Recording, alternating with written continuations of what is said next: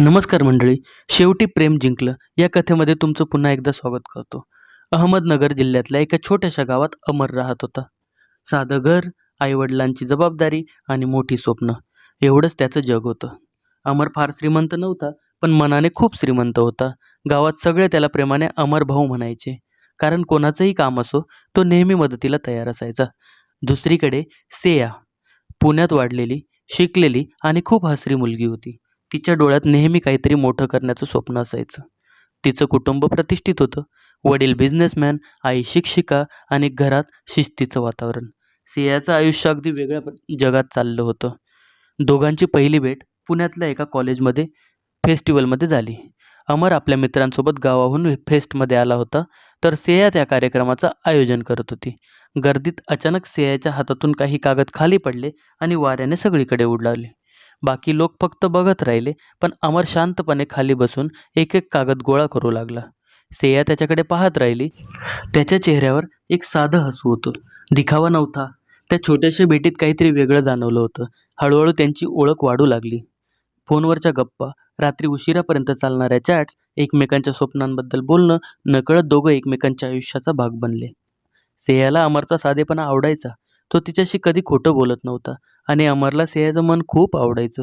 मोठ्या घरात वाढूनही तिच्यात अजिबात गर्व नव्हता. एक दिवस पावसात दोघं कॉलेजच्या कॅन्टीन बाहेर उभे होते. सेया भिजत होती आणि अमर तिच्याकडे बघून हसत होता. ती रागाने म्हणाली, "काय बघतोयस एवढं?" अमर हळूच म्हणाला, "देवाने वेळ घेऊन बनवलेली गोष्ट." त्या वाक्यावर सेया काही क्षण शांत झाली. तिच्या चेहऱ्यावर हसू आलं, पण डोळ्यात प्रेम दिसायला लागलं होतं. काही महिन्यांनी दोघांनी एकमेकांना प्रेमाची कबुली दिली. सगळं खूप सुंदर चाललं होतं, पण प्रत्येक प्रेमकथेप्रमाणे त्यांच्याही नात्याला एक वादळाचा सामना करायचा होता. सेयाच्या घरी त्यांच्या नात्याबद्दल समजलं. त्या रात्री घरात खूप मोठा वाद झाला. तिच्या वडिलांनी रागाने विचारलं, "तो मुलगा कोण आहे? त्याच्याकडे आहे तरी काय?" सेया शांतपणे म्हणाली, "मन आहे बाबा, आणि माझ्यावर खरं प्रेम आहे." पण त्या उत्तराने परिस्थिती अजूनच बिघडली. अमर गरीब घरातून आलेला, गावात राहणारा आणि साधी नोकरी करणारा मुलगा होता. सेयाच्या कुटुंबाला तो त्यांच्या मुलीसाठी योग्य वाटत नव्हता. तिचा फोन काढून घेतला गेला. बाहेर जाण्यावर बंदी आली. सेया दिवसेंदिवस शांत होत गेली. दुसरीकडे अमरही तुटत गेला. पण त्याने हार मानली नाही. एके दिवशी तो सेयाच्या घराबाहेर तासनतास उभा राहिला, फक्त तिची एक झलक पाहण्यासाठी. शेवटी सेया गॅलरीत आली. दोघांच्या नजरा भेटल्या. शब्द नव्हते, पण डोळ्यात हजारो भावना होत्या. अमरने फक्त हाताने एक इशारा केला, "मी आहे अजूनही."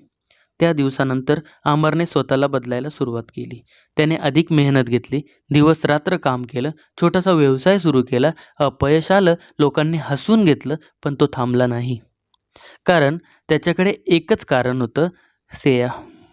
2 वर्ष गेली. त्या 2 वर्षात सेयानेही खूप सहन केलं. घरच्यांच्या दबावाखाली अनेक लग्नाचे प्रस्ताव आले, पण ती प्रत्येक वेळी नकार द्यायची. तिची आई कधी-कधी तिला रडताना पाहायची. एक दिवस आईने विचारलं, "इतकं प्रेम करतेस त्याच्यावर?" सेया डोळे पुसत म्हणाली, "आई, त्याच्याशिवाय आयुष्याची कल्पनाच नाही करू शकत गं." हळूहळू घरच्यांनी मन बदलायला लागलं. एक दिवस अमर स्वतः सेयाच्या वडिलांना भेटायला गेला. साधा पांढरा शर्ट, डोळ्यात प्रामाणिकपणा आणि मनात भीती. तो शांतपणे म्हणाला, "माझ्याकडे खूप पैसा नाही, पण तुमच्या मुलीला कधी दुःखी ठेवणार नाही. आयुष्यभर तिचा हात सोडणार नाही." त्या शब्दात खोटेपणा नव्हता. सेयाचे वडील काही क्षण शांत बसले. त्यांनी पहिल्यांदाच अमरकडे मुलगा म्हणून पाहिलं. काही महिन्यांनी दोन्ही कुटुंबांनी त्यांच्या नात्याला होकार दिला. लग्नाच्या दिवशी सेया लाल साडीत खूप सुंदर दिसत होती. अमर तिच्याकडे पाहतच राहिला. मंडपात सप्तपदी घेताना सेयाच्या डोळ्यात पाणी आलं. अमरने हलकेच तिचा हात दाबला. त्या स्पर्शात एक वचन होतं, "आता काहीही झालं तरी आपण एकत्र आहोत." आज अनेक वर्षांनीही त्यांचं प्रेम तसंच आहे. सकाळी अमर स्वतः सेयासाठी चहा बनवतो. ती अजूनही त्याच्यावर रागवते. तो अजूनही तिला हसवतो. दोघांनी मिळून एक छोटंसं घर घेतलं, व्यवसाय वाढवला आणि दोन्ही कुटुंबांना एकत्र आणलं. कधी-कधी रात्री गच्चीवर बसून सेया अमरला विचारते, "आपण इतकं सगळं सहन केलं, भीती नाही वाटली?" अमर हसतो आणि म्हणतो, "तुझा हात हातात असेल तर जगाशीही लढायला भीती वाटत नाही."